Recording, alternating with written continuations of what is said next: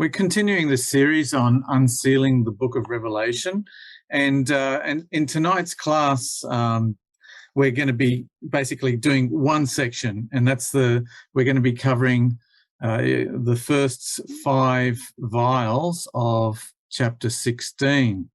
The 6th vial, there's no way I was going to fit that in today's class, and that's going to be a separate class. So when we carry on with the series, God willing, next year, we'll be doing that one. So yes, this is a very vial Bible class. We're going to be covering vials 1 to 5, and hopefully you're going to find it quite interesting, because preparing this study has helped me understand that period a lot better. So, but I think first we better give a bit of a summary of the previous chapters that we've done. Just a very, very brief summary. So when we read Revelation chapters 12 and 13, we read about this about false Christianity prevailing for a long time. False Christianity established itself into an empire which was set up in Europe around about the year 312 AD, and it lasted for a very long time and had dominance over men and women of Europe in that time.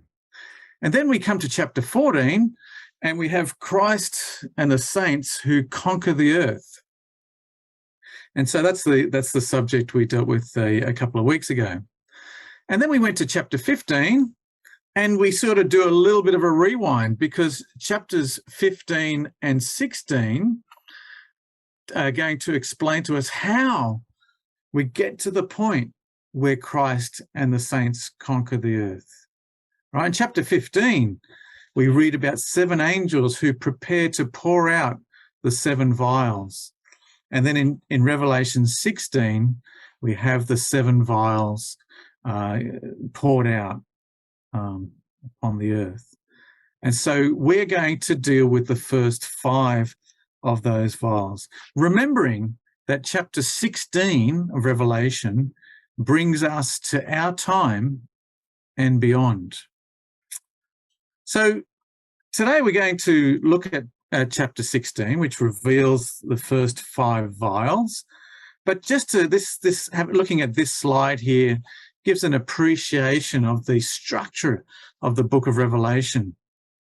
And so we have 7 seals, we have 7 trumpets, and we have 7 vials. And when we come to the 7th, so we had the first 6 seals. When the 7th seal was opened, there was a great earthquake. Remembering that in the book of Revelation, there are 3 great earthquakes. One happens here, and this is when Rome, or the Roman Empire, changed from being a pagan Roman Empire to a Christian Roman Empire. And then we had the 7 trumpets. And these are the judgments on Christian Rome. And when when the 7th trumpet was blown, something else happened. What was it? Something great happened. What happened when the 7th trumpet was blown? Do you remember? There was another great earthquake. And that's now going to bring about the French Revolution, that great earthquake that gets sounded here when the 7th trumpet is blown, is the French Revolution. And the French Revolution that occurred, or began, in the year 1789 is an event that changed Europe forever. And that the French Revolution signaled the beginning of the 7 vial period, which we're about to examine tonight. Okay, we are currently living in the 6th vial. Right? And the coming of Christ occurs at the end of the 6th vial.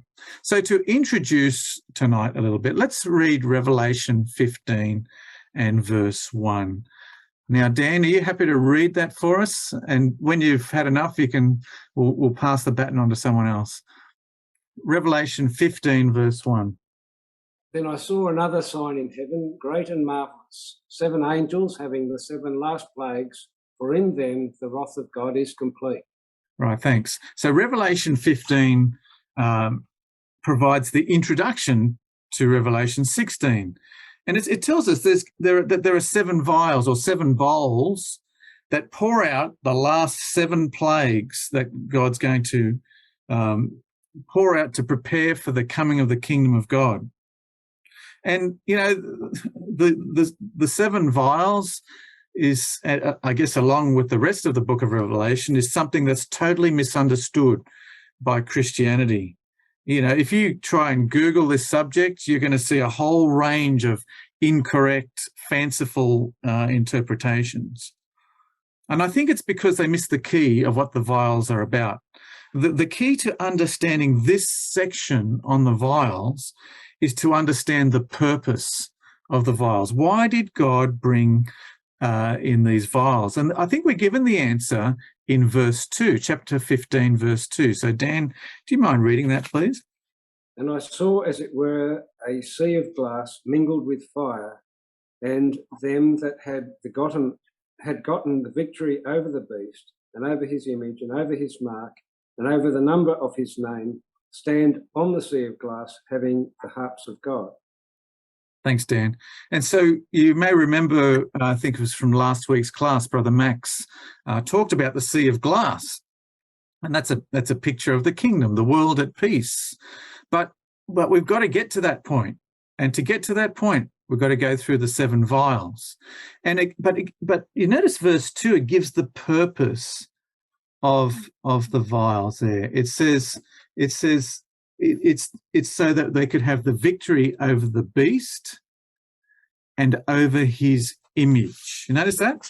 Okay, so the purpose of the vials is so we can have victory over the beast and its image, and so both are conquered.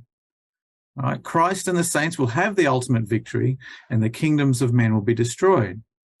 So I'm going to ask you a question. I'll ask you 2 questions, and I'm really hoping you can answer this one. What is the beast? When the book of Revelation talks about the beast, what is it talking about? Wouldn't it be the Roman Empire? Yes, that's exactly right. Thanks, Sister Roz. It's exactly right. So the beast we're talking about the 4th beast of Daniel chapter 7. All right, or in Daniel chapter 2, it's the 4th empire, the Iron Empire of Daniel 2. The beast is the Roman Empire. And in this particular context, we're talking about the beast of the earth. Right? So the beast of the earth was the 1,000-year existence of the Holy Roman Empire, where the church and state were together in this imperial rulership over an empire in Europe. And you may remember it began in the year 800 AD with a Frenchman. All right, it was the French king Charlemagne. And as we're going to see tonight, and it's really ironic, because the Holy Roman Empire whilst it started with a French king, it's going to also end 1,000 years later with another French ruler or a French emperor, Napoleon. And that 1,000 years where the Holy Roman Empire existed, or the beast of the earth existed, Bible students, we would call this the false or the counterfeit millennium. It's the false kingdom of God, because the church saw itself as this kingdom where it had rulership over an empire. But that was the false kingdom of God. It's a counterfeit kingdom. Now, in the latter part of this beast of the earth, it had its headquarters here in Vienna, in Austria. Just want you to remember that for a bit later on. Now, my second question here is, because remember the purpose of the vials is to defeat the beast of the earth. And the second thing was to defeat the image of the beast, the religious replica, all right? It's a replica of the Roman Empire. And this was located in Rome itself. Do you see there on the map there in that part of Italy, it says it's the Papal States. And that's where the Pope himself had sovereign rule. He had his own government over that part of the world. Okay, so that is the image of the beast. And both of these are going to be destroyed by the first 5 vials. Okay, that's the aim of the first 5 vials. And so let's read on then. So if we can go to Revelation 16 verse 1, because it's going to tell us a little bit more there. We're going to move into Revelation 16 and read verse 1. Thanks, Dan. I heard a great voice out of the temple saying to the 7 angels, "Go your ways and pour out the vials of the wrath of God upon the earth." Right, thanks. And so we have the vials of the wrath of God poured out upon the earth. Now, this is another important symbol which we've spoken about before, but when you read the word earth in the book of Revelation, it is talking about the Roman earth, the Roman habitable, the Roman Empire. And if you like, I can show you something later on in Revelation 16. Actually, what's the time? Actually, I'll show you now. In Revelation 16, it actually makes a distinction. So when you see the word earth, it's talking about the Roman Empire. And it makes a distinction between the earth and the rest of the world in chapter 16, because when you look at Revelation 16, verse 14, talking about the spirits of demons, it says, "They are the spirits of demons performing signs which go out to the kings of the earth." There we go. That's the kings of the rulers of Europe and of the whole world, to gather them to the battle of that great day of God Almighty. You see, there's a distinction made there. All right, the earth is used for the old Roman Empire, and the rest of the world is involved because it actually tells us that. It just makes that little distinction. It's worth noting that. And so let's move on there. So we're going to actually, I'll just stay on this slide for a bit. I just want to help us understand the background to Revelation 16 and the vials. And to do that, it is actually helpful to look at the political conditions in France in the year 1789. Okay, we're going to look at what the conditions were like in France at that time. Now, why France, you might ask? Well, that's because the people of France were going to dramatically change the system of things in Europe. The people of France were going to change the system of things in the whole Roman Empire. And you're going to see that the people of France, or what happened back in 1789, was going to change the whole world. You see, the people of France had been oppressed by the monarchy. Now, what do I mean by the monarchy? I'm talking about the king, right? The kings of France. They had been oppressed by the monarchy and the Catholic Church for a long time. There was oppression and persecution of religious minorities.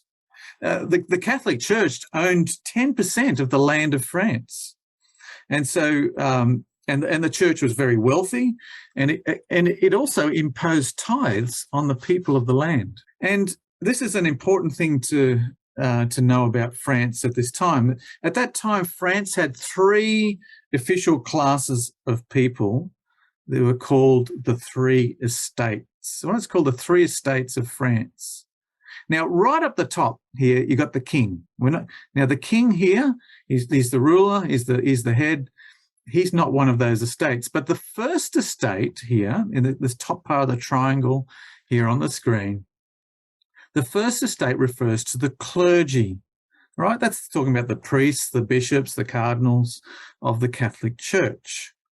Now, all that group there made up about 0.5%, just 0.5% of the population of France was the first estate. Now, these people were exempt from paying tax. The higher ranked clergy were very wealthy people. The average parish priest was pretty poor, but the higher ranking clergy were doing pretty well for themselves. None of the first estate had to serve in the military, and they were very influential in politics. The church, they were official keepers of the registries, of birth registries, death registries, the marriage registries. All these things had to go through the church. The church had control of printing material, right? You couldn't print anything that was against the church. You had to go through the church for that. The church had control of the education systems and hospitals. Imagine breaking a leg and you were excommunicated from the church and you went to the hospital and they turned you away. You know, you caught the ambulance to the hospital and they said, no, sorry, you can't be here. Off you go. And, you know, you're left there with a broken leg because the church had control over all these things. The higher clergy even had, they were rulers over villages and parishes. And so that's the first 0.5%. That's the first estate, right? First estate is the clergy, to do with the church. The second estate, which is this blue bit here, these were the nobles in society. Usually we're talking about the members, the members of the royal family, or included the royal members of the royal family. And they made up about 1% of the population of France. And these were the ruling class of people in France. They had special privileges, they were very wealthy, and guess what? These guys collected taxes from the third estate. Now, who was the third estate? Well, that was everyone else. The third estate represented 98% of the population of France. Now, the third estate was, in the third estate there were also wealthy and middle-class people, you know, people like merchants and lawyers. They were in the third estate as well. But most of the third estate were very poor. In fact, peasants made up 80% of the French population. Now, all these people in the third estate, they had no rights, no privileges, nothing. All right, remember that third estate, remember this, the third estate made up 98% of the population. Now, that was a system in France just before the French Revolution. Now, about 13 years before the French Revolution, in 1776, there was the American Revolution. And the French supported the American Revolution. They supported it financially. And because of the American Revolution, France was in huge financial debt. And in France, on top of this debt, there was terrible famine due to a severe winter. There was a bad hailstorm, and there was diseased livestock. Food was becoming scarce and food prices were skyrocketing. We think things are bad now. Things were very bad back then. The common people were being taxed more and more, whilst the nobles and the church paid no taxes at all. And this was causing a lot of social unrest in France. And so the King of France, this guy right here up the top here, the King of France at the time was King Louis XVI. And what he did was to try and get out of this financial crisis. He tried to negotiate tax reforms with the nobles here, but they weren't able to achieve an agreement. And so in a desperate bid to come up with a resolution, King Louis decided to hold a meeting of the Estates General in May 1789. Now, this meeting of the Estates General was a meeting of the representatives of all three estates. Remember, the clergy, the nobles, and the rest of the population, the third estate. And so he held this meeting in the town of Versailles, which is near the royal palace. Now, such a meeting like this hadn't been held for 175 years to that point. And this meeting was to provide a voice for the third estate, who could supposedly advise the king on how to do this tax reform. Now, with that background in mind, it would be helpful to revise a few verses from Revelation 11 that introduce the seventh trumpet, which contain the seven vials. So I'm just going to ask, we just turn back a few chapters to Revelation 11, and I'm going to ask Dan if you could please read verses 11 to 14. Revelation 11, verses 11 to 14. And after 3 days and a half, the Spirit of life from God entered into them, and they stood upon their feet, and great fear fell upon them which saw them. And they heard a great voice from heaven saying unto them, Come up hither.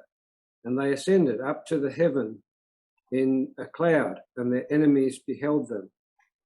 And the same hour was there a great earthquake, and the 10th part of the city fell, and in the earthquake was slain of men 7,000, and the remnant were affrighted and gave glory to the God of heaven. The second woe is past, and behold, the third woe cometh quickly. Yeah, thanks, Dan. So in these verses that we just read there, we read about this oppressed class of people who are suddenly called to come up into the heavens. Now, this is not talking literally here. It's not talking about the place where God dwells, but it's talking about an invitation for these common people to come into the political heavens. And this meeting of the Estates General, this was it. This was the call to come up into Parliament, so to speak. Come up and, we can discuss these things.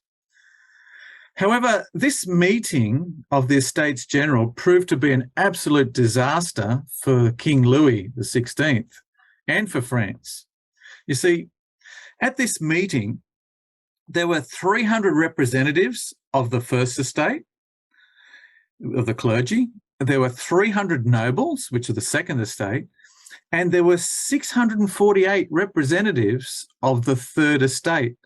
I tell you what, there was no social distancing in this hall at all. However, what they didn't know, or what the Third Estate didn't know, was they had to vote.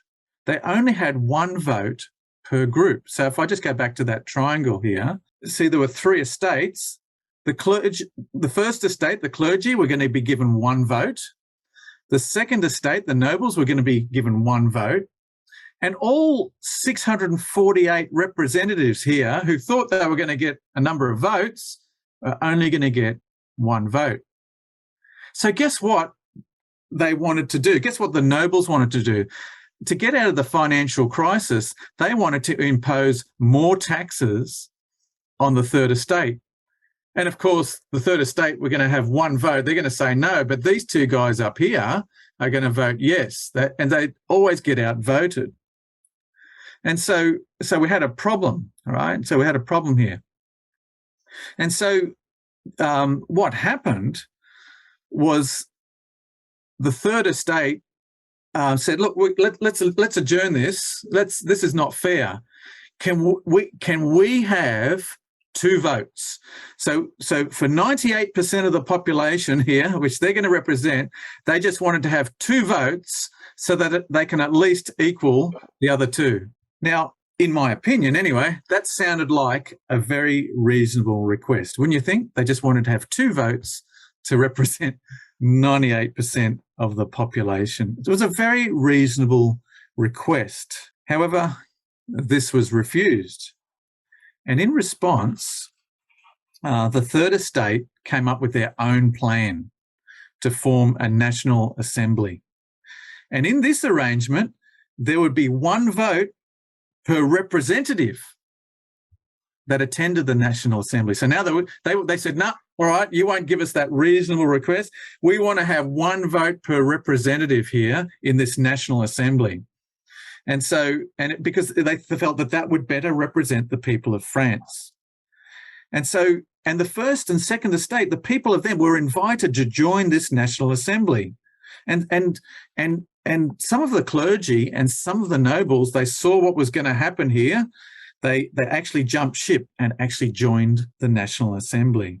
And what happened was when the king king wasn't happy about this, he wasn't going to get his way here, the king ordered that the doors of this great big hall be locked so that the National Assembly, or this new National Assembly, could not convene. And instead, they went to this indoor tennis court and made what was famously called the tennis court oath. So they, if you like, they rebelled. They said, all right, where are we going to meet? We have to meet indoors somewhere. They found this indoor tennis court, and the Third Estate, along with some of the First and Second Estate, met there to form the First National Assembly. And in this tennis court oath, they vowed to develop a constitution for France. And just in a moment of time, the king's power diminished, and the people had a voice, and they had a leg to stand on. And these verses here, you know, where they're invited to the heavens and they stood on their feet. You can start to see the symbology of Revelation 11 come true. They went up into the political heavens and they stood on the feet. This is the beginning of the French Revolution. Is this all making sense? Happy with this so far? All right. So then what happened is the spirit of revolution spread across the country. And on the 14th of July, all right, about a month later, when rumours were that the king was going to send armies against the city of Paris, the people of Paris stormed the Bastille, which was, the Bastille was a large prison. And here they obtained weapons and ammunition for their hostilities. They took control of the Bastille and made it into a fortress. And you've probably heard that the French celebrate Bastille Day in commemoration of this. Now, this was the beginning of the end for the King of France. It was going to lead to an upheaval of the monarchy, the country's laws, and the way people lived. This is the great political earthquake that had now begun, and as a result, a 10th part of the Roman Empire fell. All right, see, it says there, a 10th part of the city fell. It says in Revelation 11, verse 13. That being France, being one of the 10 horns of the beast. And so after the storming of the Bastille, France went through constant instability and turmoil. This is the French Revolution, right? The people took away the power of the king, and they made France into a constitutional monarchy, where King Louis was just made into a figurehead. Now, a constitutional monarchy is like what Australia is. Like Australia has their own government, okay, but they have the Queen of England is sort of like a symbolic leader of the country, right? The Queen of England doesn't tell Australia what to do, but they respect her as the Queen. All right. Does that make sense? Same in England. In England, they've got their own government, their own parliament, and so forth.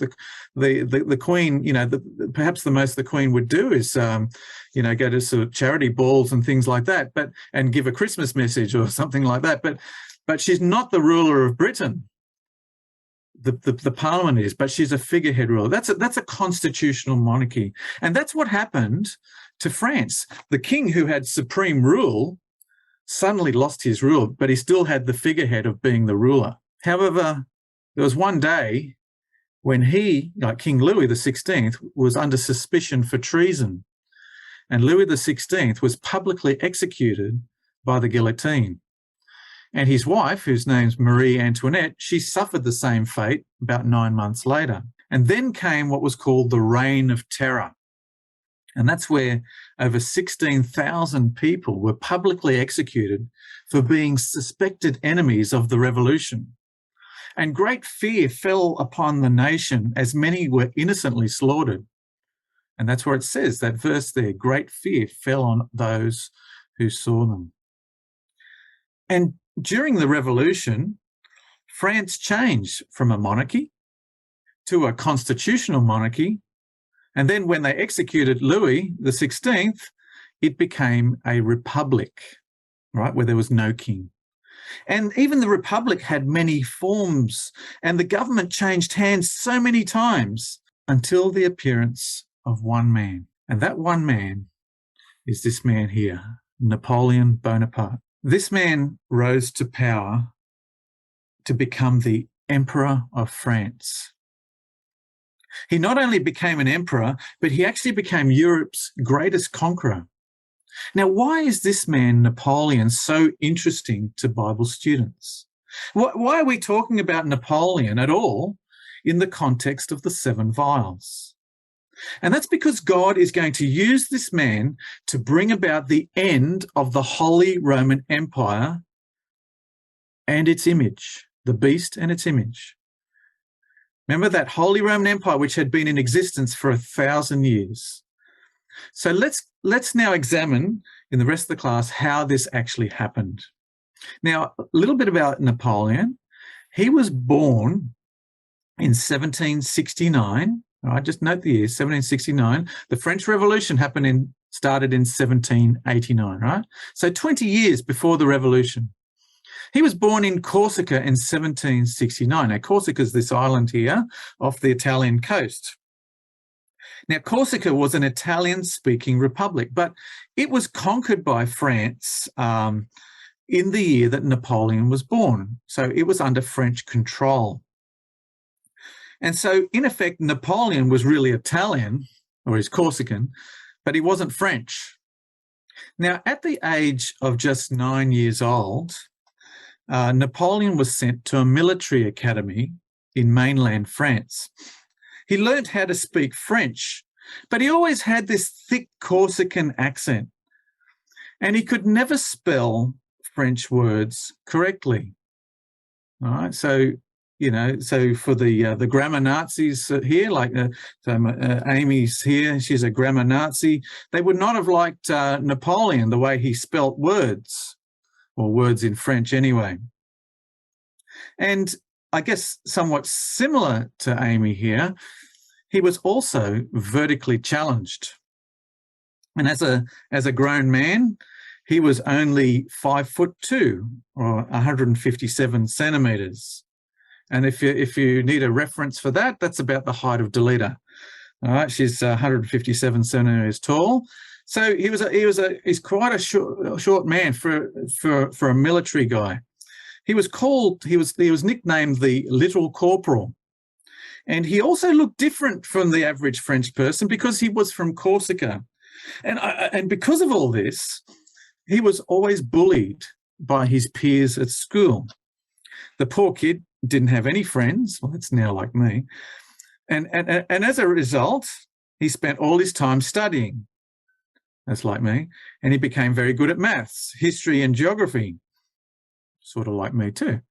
Now, just to illustrate this, one story told of Napoleon at school is that he led the junior students to victory against the senior students in a snowball fight.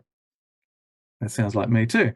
But unlike me, he showed great leadership abilities, and so he from a young age he was showing that he was going to be a good leader. Now, at the age of 16, he completed school and began training as an artillery officer, just 16 years old. He then served as a second lieutenant in an artillery regiment at age 16. Now, remember this, the French Revolution hadn't begun just yet. That's going to happen a few years later, right? But remember now, the French Revolution is going to mold Napoleon into who he is. At the age of 23, after the French Revolution began, he's promoted to captain of the regular army. And then at age 24, he's promoted to a brigadier general. Right, and he was now going to be stationed in Italy. Now, there's an important piece of the puzzle here, because you notice here the French Revolution has started. It is now 1793. Now, what happened with the French Revolution here? Remember, France was revolting against having a monarchy, having a king. And so other nations or other empires that had a monarchy, such as the Holy Roman Empire, such as Great Britain, they had a monarchy. They went to war with France because they didn't want this spirit of revolution to spread across into their own countries. And so, fearing this, they formed a coalition against France. And the emperor of the Holy Roman Empire is this guy here. His name's Leopold II. And he just happened to be the brother of Marie Antoinette, who was King Louis's wife. And he, along with the King of Prussia, which is Germany, they warned France, hey, listen, don't you dare touch the King of France or his family. Now, the French took this as a threat, and they declared war on, and so France declared war on Austria and Prussia. And later on, Spain and Portugal joined in wars against France. And after Louis, was expelled after the execution of Louis, Britain expelled the French ambassador, and they declared war also on France. So you had all these nations fighting against France. And this is where Napoleon got a name for himself, because he orchestrated some great victories in these wars. So going on his timeline here, when Napoleon was 26 years old, only 26, he became a major general of the French army. So impressive was this man. In 1796, he marries Josephine. That's not my mother, it's a different Josephine. All right. This was Josephine's second marriage. Her first husband had his head guillotined in the Revolution, and she became a widow, had 2 children. She was actually Napoleon's mistress for a while, and then he married her. And 2 days after the wedding day, he was off to war, as you do. And so in 1799, Napoleon is made a consul of France after orchestrating a coup. And whilst France was officially a republic at the time, the laws of France effectively made Napoleon a dictator of France. And Napoleon rose to great power. And the French Revolution brought about the right conditions for a man like Napoleon to arise. He went on to conquer Europe and to end the Holy Roman Empire. Now, during his time as consul, there were several failed assassination plots against Napoleon. But Napoleon, what he did was he used these assassination plots as an opportunity to justify the creation of an imperial system similar to the Roman model. He wanted to form the Empire of France. And in the year 1804, they held a national referendum in France, and they voted almost unanimously, 99% voted to create the Empire of France with Napoleon as the emperor. And so he's crowned as emperor on the 4th of December, 1804. And Napoleon saw himself as the new Charlemagne, a Frenchman who became an emperor 1,000 years earlier. But Napoleon did something that was very different to Charlemagne. You may remember that Charlemagne was crowned emperor in Rome by the Pope himself. All right, the Pope got this crown and surprisingly crowned Charlemagne. Well, Napoleon wanted to do things differently. What he did, instead of going down to Rome, he told the Pope, hey, listen, I want you to come to Paris, to the Cathedral of Notre Dame in Paris. I want you to travel all the way up here in winter, travel all the way up here, and so I can be crowned. And what he did, instead of allowing the Pope to crown Napoleon, Napoleon took the crown himself and he put it on his own head. And then he took the crown off and he put it on the head of his wife, Josephine. And that was a real symbolic gesture to show who had the supreme authority. In other words, it wasn't the Pope.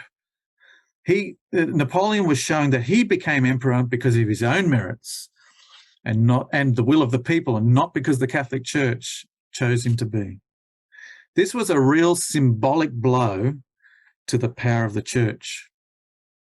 And Napoleon was emperor until the year 1814, so 10 years, when he was placed into exile on the island of Elba, which was just near the Italian coast. However, he managed to escape Elba. He took control of France again, but then was defeated by coalition forces at the Battle of Waterloo in Belgium. And then after that, they thought we better send him off to exile in somewhere where he can't escape. And they sent him to the island of St. Helena, which is in the middle of nowhere in the Atlantic Ocean, about 2,000 kilometers west of Africa. There's no way he was going to swim and escape there. So, and he died at the tender age of 52 on the island of St. Helena. And Napoleon was God's instrument of judgment on the Holy Roman Empire and the Catholic Church. His campaigns brought untold suffering to Italy, Austria, and Prussia, which was fitting vengeance for the blood of God's servants and the anti-papal witnesses who had been persecuted mercilessly in previous century. You know, Napoleon is quoted as saying the following. He said, "I am the instrument of providence. She will use me as long as I accomplish her designs. Then she will break me as a glass." And how true it was, those words. And this now brings us to the first 5 vials of Revelation 16. I know we've only got less than 15 minutes to go. But just to show you what happened with the vials, what the first 5 vials did, is this was a picture of Europe, or a map of Europe, just before the French Revolution. You'll see there's the Holy Roman Empire still exists, right?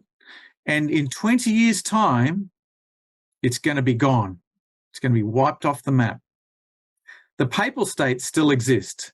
They're going to be gone, wiped off the map. And so this is what happened. And this is what happened later on.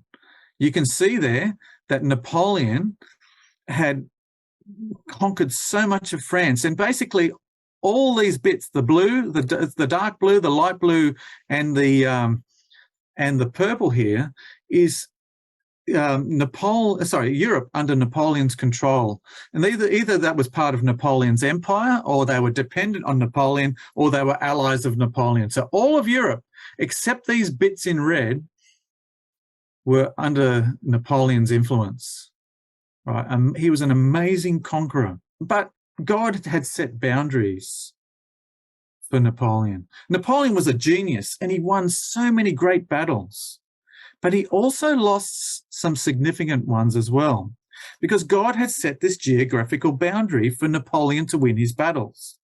Now, when Napoleon fought in areas that were controlled or influenced by the Catholic Church, he succeeded. However, when he stepped out of the arena of Europe, he met with defeat. For example, Napoleon tried to take Egypt. And when he tried to take Egypt, he lost nearly all of his navy by the hand of the British. The British Admiral Nelson at the Battle of the Nile. He loses a lot of his navy in this defeat, right? Because he'd stepped out of that arena. Another time, Napoleon sent 600,000 troops to conquer Russia. Think about it. That's 0.6 of a million troops to conquer Russia. But a severe winter killed nearly all his army. Right? That's because God had other plans for the Middle East and for Russia. When Napoleon tried to conquer Great Britain, his naval fleet was destroyed at the Battle of Trafalgar. Because God's purpose with Napoleon was to punish the beast of the earth and Catholic Europe, which was the result of the first 5 vials. And so here is a list of the first 5 vials, going from the French Revolution to going through all these wars until a point where the papacy is repressed. And here's a bit of a timeline of about 30 years from 1789 to the year 1820. You can see Napoleon is well and truly involved here. And so we come to the first vial. We're just going to go through these in the next 10 minutes, and that's it. All right, so in Revelation 16, maybe Dan, could you read verse 2, please? This verse 2 is going to describe the first vial. Revelation 16, verse 2. And the first went and poured out his vial upon the earth, and there fell a noisome and grievous sore upon men, which had the mark of the beast, and upon them which worshipped his image. Right, thanks. This was going to be a malignant ulcer, a loathsome sore. Right, this is going to describe the French Revolution itself. Okay, notice that the first vial is poured out upon the earth, or the Roman earth. Now, remember, France was once part of that Holy Roman Empire. It was being poured out. This is the French Revolution. It's described as this ulcer, this loathsome sore. Now, I'm sure all of you have had an ulcer in your body, or some part of your body at some point in your life. You may be feeling 100% and you get this ulcer in your mouth, and all you can think about is this ulcer because it affects the rest of your body, right? And the French Revolution became like this malignant ulcer that spread pain from France to all of Europe. The spirit that came from the French Revolution would convert this iron monarchy of an empire, and it weakened the empire to become this iron and clay empire. The clay being the democracy, or the power of the people, is now introduced into Europe. The people were going to get more of a say. This is the clay, the weakness of the empire. It's a fitting symbol, really, because remember, man was made from clay, from dust. And so the iron and clay is the clay part of the empire is the power of man. And remember this, that the French Revolution started just with a reasonable request, a request just to get one extra vote in the Estates General, just one extra vote. The effect of the French Revolution carries on till today, that it's described later on in chapter 16 as the spirits of demons, the spirit of madness performing signs that goes out to the whole world. It has ended, the French Revolution, that ulcer has spread to the whole world, and with the human madness we see in the world today. And so we come to the second vial now. Dan, can you read verse 3, please? And the second angel poured out his vial upon the sea, and it became as the blood of a dead man, and every living soul died in the sea. Right, thanks. So it mentions the sea, and it says it became like the blood, the sea became like the blood of a dead man. Now, what's the blood of a dead man does not flow. It just doesn't move because the heart of a dead man is stopped. The blood doesn't flow around the body. And it's describing that the sea became like this. And I guess this is a very fitting symbol of the British naval blockade to stop Napoleon dominating the seas. The naval blockade prevented Napoleon going outside those boundaries that God had set.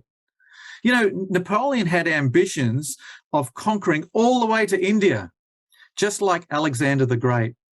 But this did not happen because that wasn't part of God's plan and purpose, because God had other plans for India.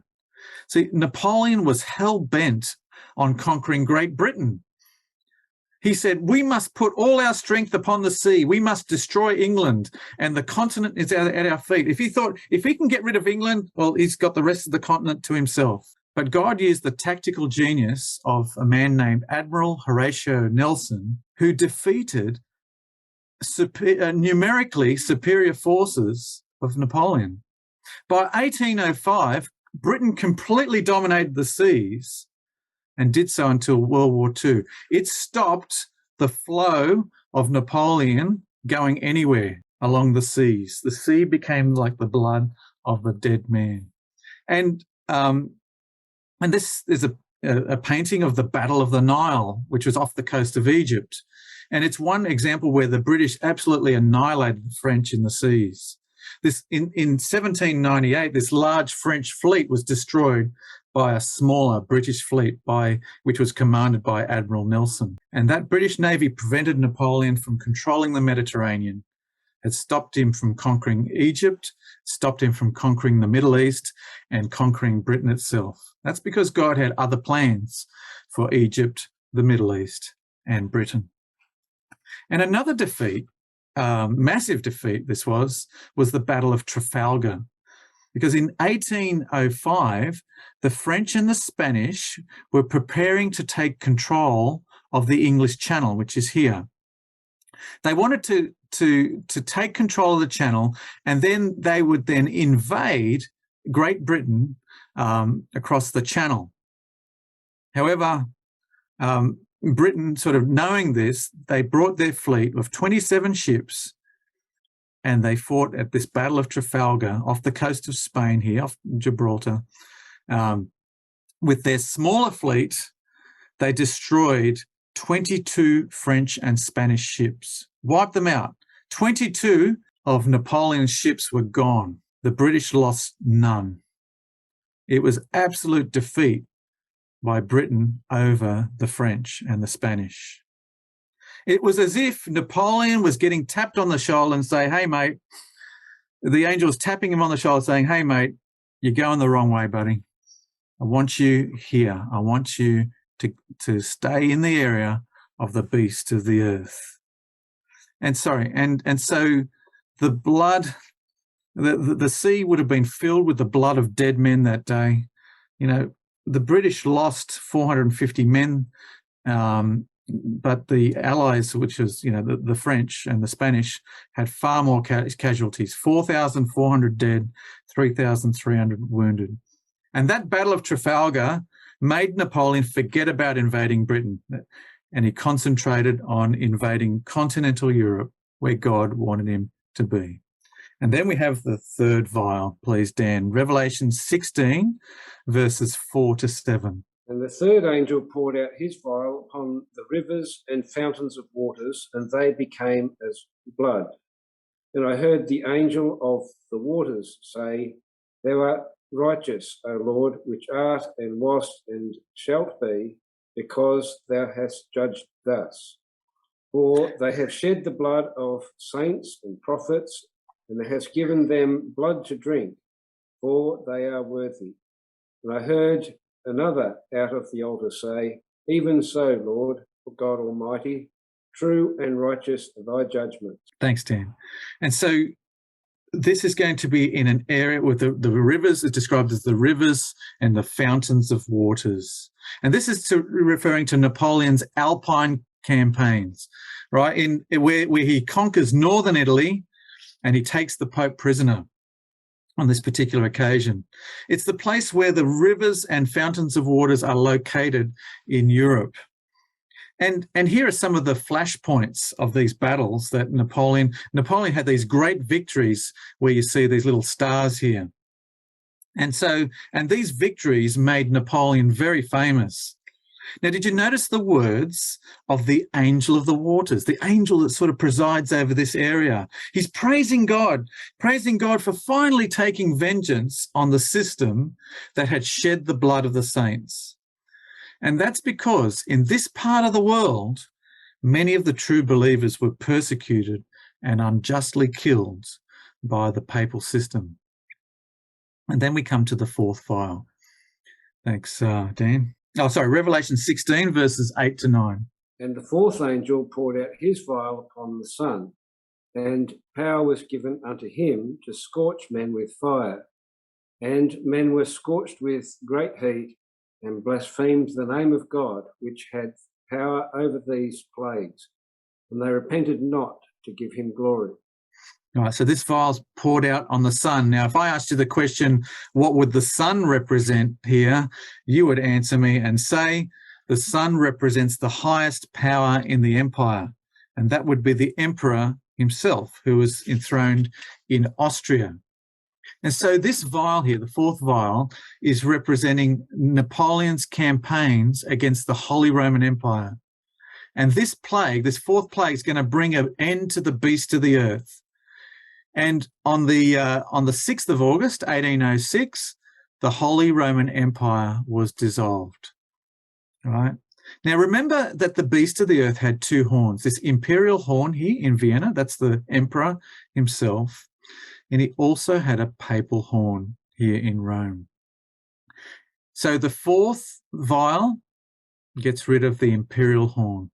The fifth vial is going to get rid of the papal horn. So if we can just read the last bit here, verses 10 and 11, thanks. This is going to be the fifth vial. And the fifth angel poured out his vial upon the seat of the beast, and his kingdom was full of darkness, and they gnawed their tongues for pain, and blasphemed the God of heaven because of their pains and their sores, and repented not of their deeds. Right, thanks.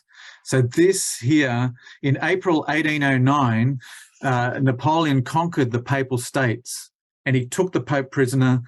The Roman state was finally abolished and the Pope was banished from Rome. The first 5 vials now had been poured out on the earth.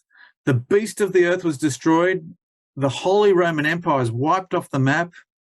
Its secular head was gone. And the image of the beast, the religious head, had suffered a great blow. It wasn't gone, but suffered a great blow. And despite all these plagues, you notice that last bit there we just read there, it says in verse 11, they blasphemed the God of heaven because of their pains and their sores, and did not repent of their deed. And despite the infliction of all these plagues, the Catholic Church still managed to continue, and still does. And it continued to publish its blasphemies to the whole world. And during this time, this is what it said.